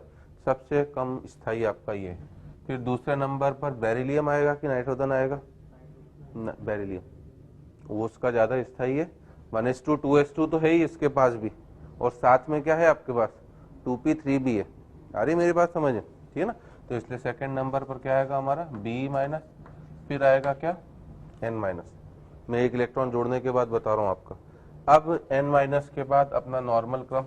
तो नॉर्मल, ये 3 तो पहले अपवाद के रूप में आगे नॉर्मल क्रम क्या होगा? अब आगे का क्या होगा? बढ़ते जाएगा। परंतु इसमें भी एक अच्छी चीज और है बेटा, B- पहले आएगा और Li- बाद में आएगा। इसमें भी अपवाद आ रहा है। क्यों? Li ने जब एक इलेक्ट्रॉन ग्रहण कर लिया तो उल्टे इसका विन्यास क्या हो गया? 1s2 और 2s2, जो एक किस तरह का विन्यास हो गया? स्थायी विन्यास।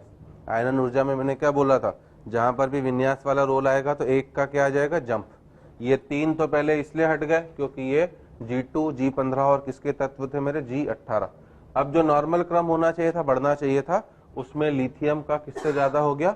बोरॉन से, क्योंकि लिथियम का विन्यास क्या है मेरा? काफी ज्यादा स्थायी है ना।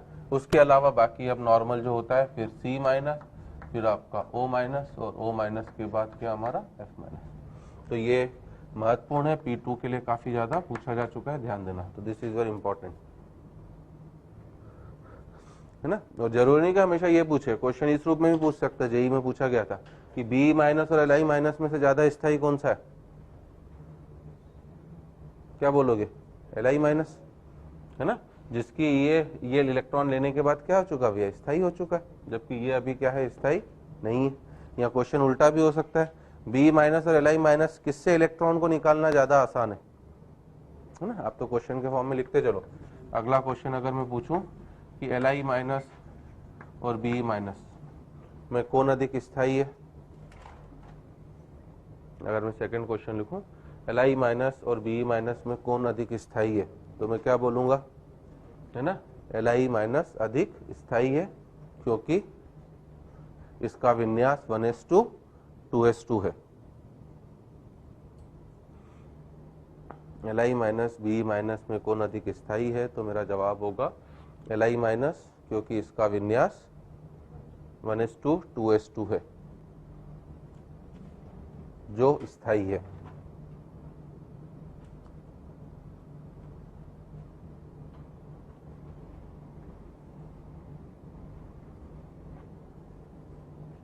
ठीक है।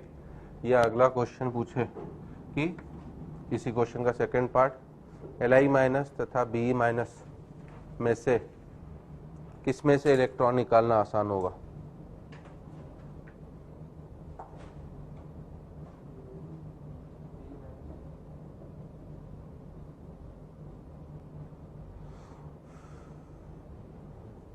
है ना, Li माइनस तथा Be माइनस किसमें से इलेक्ट्रॉन निकालना आसान होगा? क्या बोलोगे? वही है ना, जो स्थायी होगा भैया उसमें से इलेक्ट्रॉन निकालना उतना आसान नहीं होगा, जो अस्थायी होगा डेफिनेटली वही तो क्या करेगा, आसानी से इलेक्ट्रॉन का क्या करना चाहेगा, त्याग करना चाहेगा, है ना। तो हम लोग क्या बोलेंगे, Be माइनस। तो यही क्वेश्चन के बदल बदल के पूछने के तरीके होते हैं, ठीक है ना। तो हम लोग का उत्तर हो जाएगा Be माइनस, क्योंकि वो अस्थायी है। वो तो इलेक्ट्रॉन लेना ही नहीं चाह रहा था बेटा, आपने तो उसको क्या करा, इलेक्ट्रॉन जबरदस्ती दिया है। तो अगर आपने जबरदस्ती दिया है तो वो तुरंत क्या करेगा, कोई भी अगर उसके पास लेने वाला आ गया तो बोलेगा तेरा तुझको अर्पण, क्या लागे मेरा, वापस ले जा अपना इलेक्ट्रॉन, तो आसानी से इलेक्ट्रॉन का त्याग कर देगा, है ना। एक और अगला क्वेश्चन पूछूं कि आवर्त सारणी में सबसे कम Ea का मान किन तत्वों के लिए होता है ना। एक और अगर हम लोग नेक्स्ट क्वेश्चन इस रूप में पूछें, आवर्त सारणी में Ea का मान न्यूनतम किन तत्वों के लिए होता है?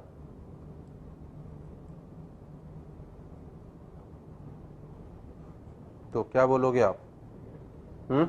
अक्रिय गैसों के लिए, है ना। G18 अक्रिय गैसों के लिए, क्योंकि वो इलेक्ट्रॉन ग्रहण नहीं करना चाहते हैं।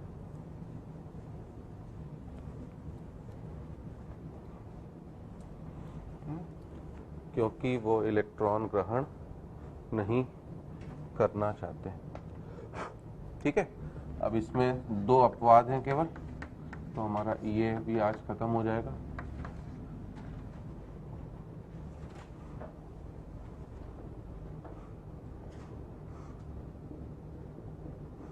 तो इसमें दो अपवाद लिख लेना। पहला अपवाद है हमारा कि अक्रिय गैसों के लिए Ea का मान ऋणात्मक होता है।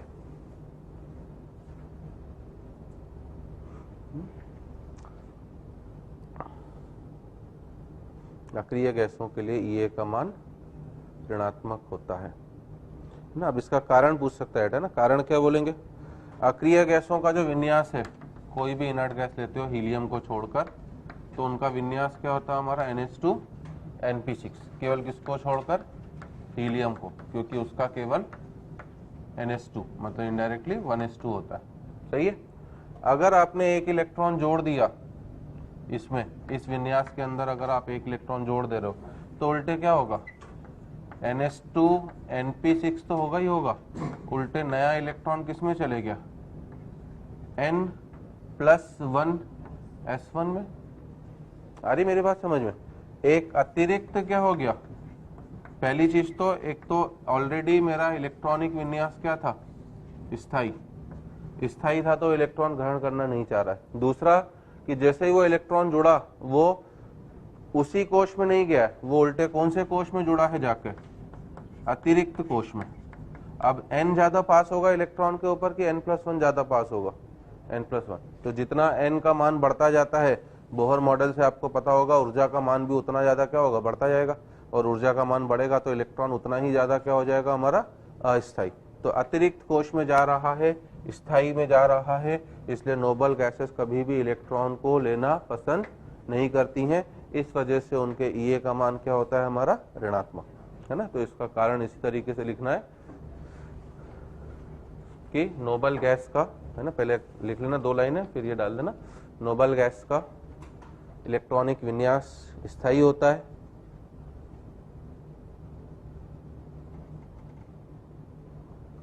है ना। नोबल गैस का इलेक्ट्रॉनिक विन्यास स्थायी होता है तथा जुड़ने वाला नया इलेक्ट्रॉन नए कोश अर्थात नए ऊर्जा स्तर में जाता है ना। जुड़ने वाला इलेक्ट्रॉन नए कोश अर्थात नए ऊर्जा स्तर में जाता है, जो काफी अधिक अस्थायी हो जाता है ना, जो काफी अधिक अस्थायी हो जाता है, ठीक है।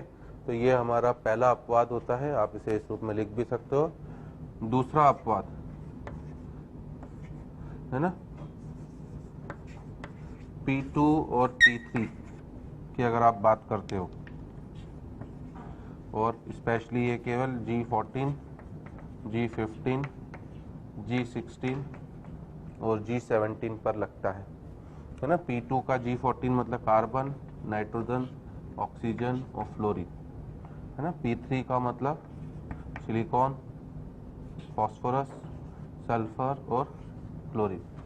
क्या किसी को पता है आवर्त सारणी में सबसे अधिक इलेक्ट्रॉन बंधुता किस तत्व की होती है? क्लोरीन, है ना।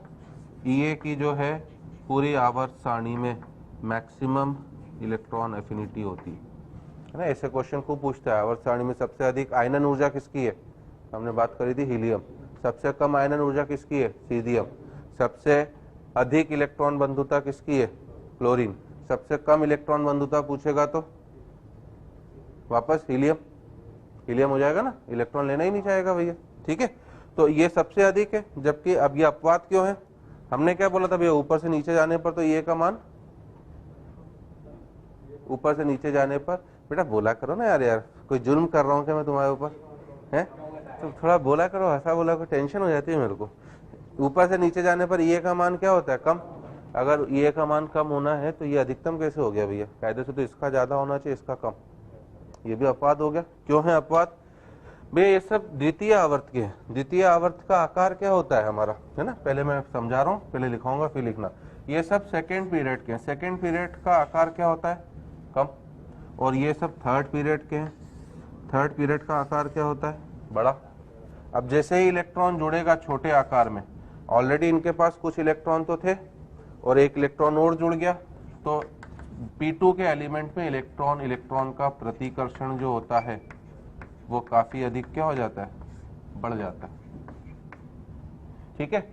जबकि P3 के तत्वों में क्या होता है? चूंकि आकार बड़ा है, आकार बड़ा है तो इलेक्ट्रॉन जो आने वाला है ये कम प्रतिकर्षण के कारण, है ना। जैसे इस रूम की कैपेसिटी अगर 80 बच्चों की है, तो अगर मैं 80 के 85 कर दूं तब तक तो क्या होगा? झेल जाओगे आपके, चलो ठीक है। बाकी मैं 80 के सीधे क्या कर दूं, 200 कर दूं तो क्या होगा, है ना। कुछ ना कुछ तो क्या होगा? प्रतिकर्षण। प्रतिकर्षण का मतलब क्या? मारा कुट्टी। सर मेरे को लिखने नहीं दे रहा, सर ये मेरे को टुल्ला मार रहा है, सर मेरी कॉपी हिल रही है, ये सब प्रतिकर्षण है।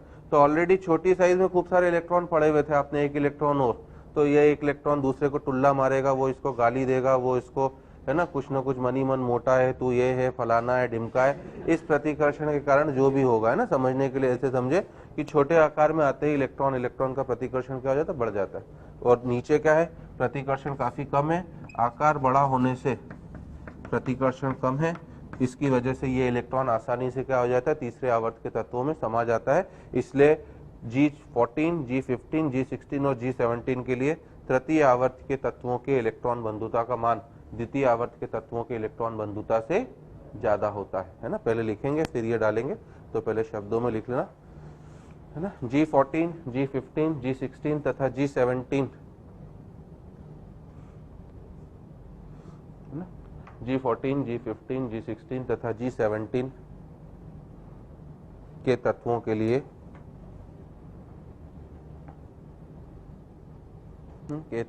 लिए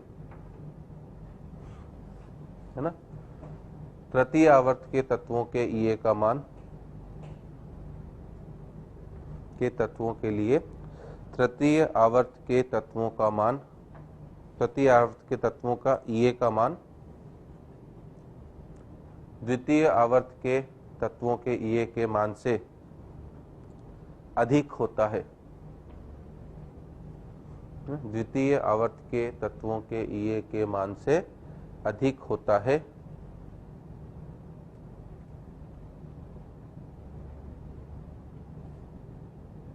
क्योंकि, है ना, द्वितीय आवर्त के तत्वों का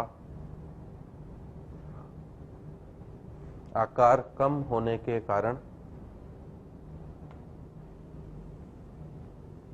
द्वितीय आवर्त के तत्वों का आकार कम होने के कारण, है ना, आने वाला इलेक्ट्रॉन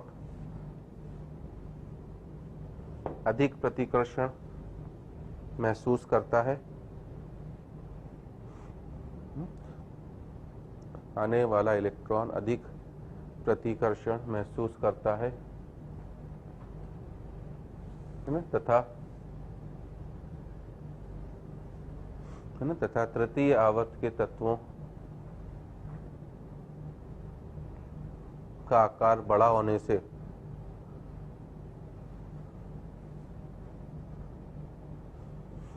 तथा तृतीय आवर्त के तत्वों का आकार बड़ा होने से आने वाला इलेक्ट्रॉन आसानी से समा जाता है।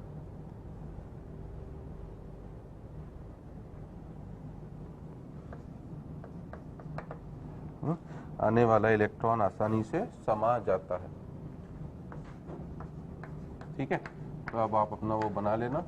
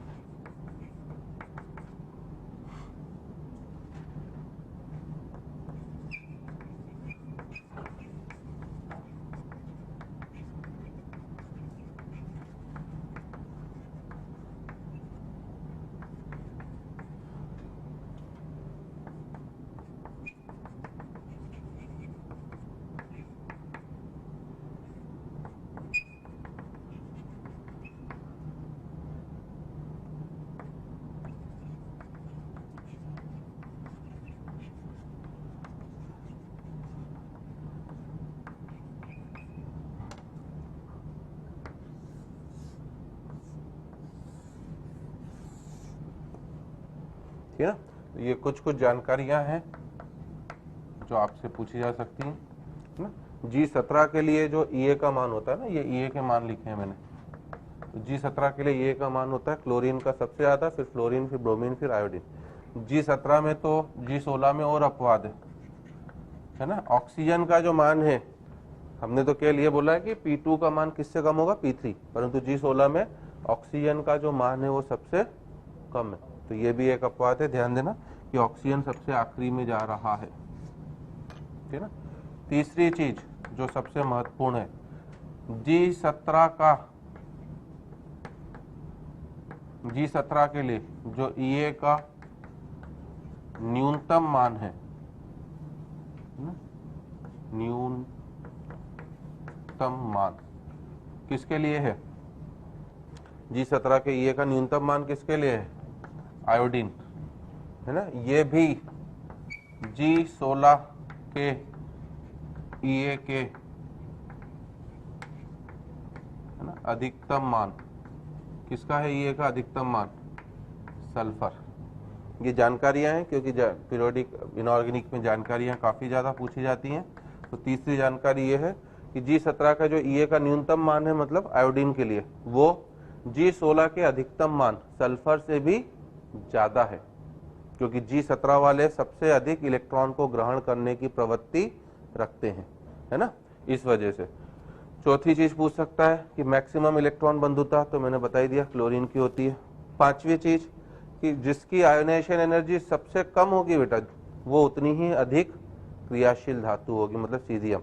और जिसकी आयोनाइजेशन एनर्जी सबसे ज्यादा होगी और इलेक्ट्रॉन बंधुता सबसे कम होगी, वो उतनी ही अधिकतम क्या होगी? अक्रियाशील अधातु, है ना। धातु लिख दिया था गलती से, इनफैक्ट कौन सी? हमारा हीलियम। ठीक है ना। तो ये सब जानकारियां हैं जो आवर्त सारणी के सापेक्ष काफी महत्वपूर्ण है। ठीक है, तो नेक्स्ट क्लास में ये चैप्टर हमारा इलेक्ट्रॉन विद्युत ऋणात्मकता बाकी है और ऑक्साइडों का क्रम वगैरह, अम्लीय क्षारीय। तो नेक्स्ट क्लास में हमारा चैप्टर खत्म हो जाएगा। ठीक है।